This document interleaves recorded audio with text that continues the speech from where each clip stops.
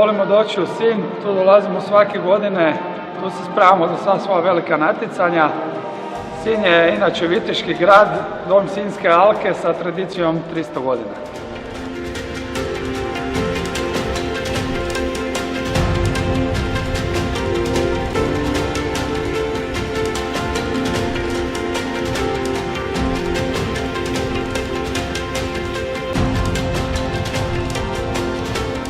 Sinj je grad bogate povijesti, ima 3 muzeja i 1 galeriju, a najatraktivniji je muzej Sinjske alke u kojem se trenutno nalazimo.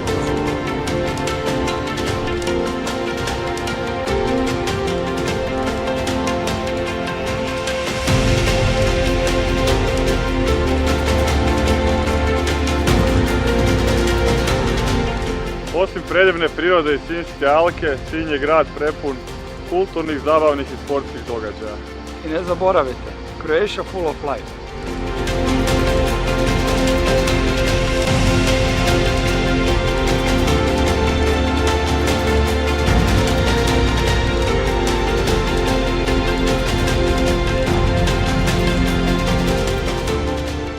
Čudotvorna Gospa Sinjska je zaštitnica grada Sinja.